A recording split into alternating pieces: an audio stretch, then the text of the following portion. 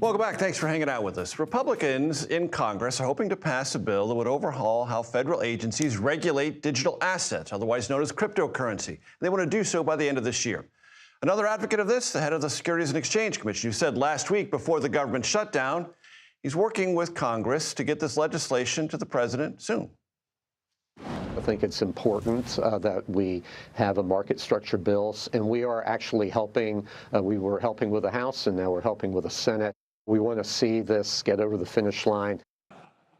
More than 2 months ago, President Trump signed legislation establishing regulatory framework for the cryptocurrency known as stablecoin. I recently discussed crypto generally and efforts to regulate it with Faryar Shirzad. He's the Chief Policy Officer for the U.S.-based cryptocurrency exchange known as Coinbase. Take a listen. Faryar, thanks for joining me. Look, crypto is a concept that has crossed over. Yeah. What is missing in the regulatory sphere that Congress needs to figure out? So think about 20% of the American people own crypto. So it's a huge sort of dynamic where people have bought into the sector, but we don't have federal rules of the road. And so what Congress is working on right now is what's known as market structure legislation, which essentially designates the role of the SEC and the CFTC to regulate the market. Right. And without that, what's the problem? Without that regulatory structure, what's the problem? What are the risks? Well, right now, companies like ours use a patchwork of rules. So we use some state rules, some federal rules. We try to cobble it all together to create a comprehensive framework for our customers. But what the U.S. needs is what every other market in the world has, which is a consistent federal framework. And I think we're well on our way to getting that. Where's the Trump administration on all this? They came in very strong. They understand the potential the technology has. The president said he wants to make the U.S. crypto capital of the world. And so that starts with Congress on a bipartisan basis passing legislation, and we're having that happen. How much of this bumps up against the other titans in the financial services industry? Because banks have capital, they have capital requirements, and they're also lenders. Crypto is not a lending institution. It is a digital transfer, if I understand it properly. So it's like the internet. The internet allowed us to transfer data. Right. So the way the internet first started is I could send you an email or text, and that was a great innovation, and we were thrilled by it because it simplified sending a letter or other forms of correspondence. And crypto, as a starting point, is that it's a technology that allows you to send value electronically, which is actually and have a digital tracker and fingerprint of it throughout the whole line. Right, and that's the first generation. The second generation is programmability. So the first aspect of crypto is just the efficiency of us being able to send a dollar without needing an intermediary to intermediate that transfer. Right.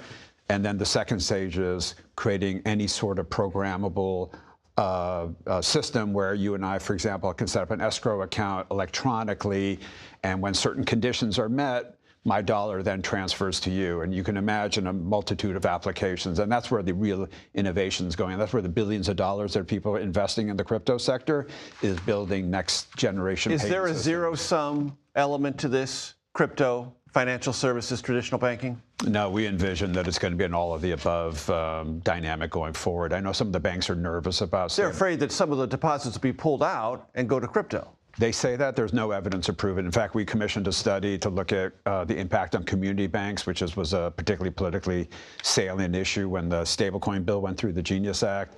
There's zero correlation between stablecoin growth and community bank deposits. The banks have been going around saying that there's some threat to them from stablecoin adoption. They've produced no evidence to show that. And our view is these are very complementary technologies. Anything that makes people's money work for them better, it's good for ultimately for the health of the system. How much did the Great Recession fuel interest in and acceptability of crypto?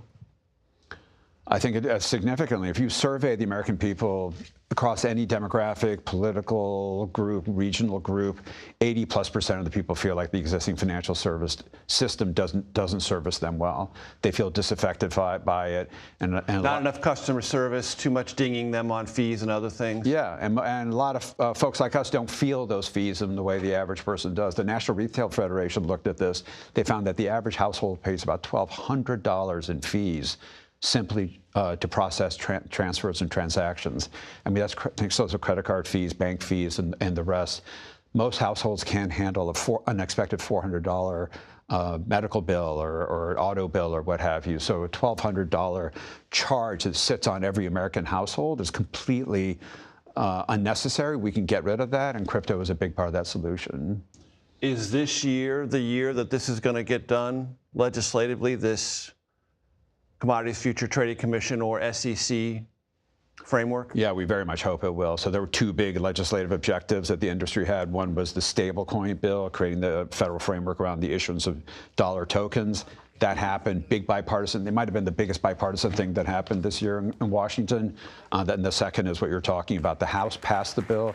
Every Republican and 78 Democrats came together and voted for it. The Senate Banking Committee, Senate Ag Committee are now working on their version of it, essentially taking the House product and doing their own touches to it. There's a group of about 8 to 10 Democrats who put their hands up and said, we want to be a part of this process. Now all that normal negotiation is going on, but we feel pretty good about where we're headed. Faryar, I appreciate the time. Thanks. Thank you, Major. Thank you very much. Thank you.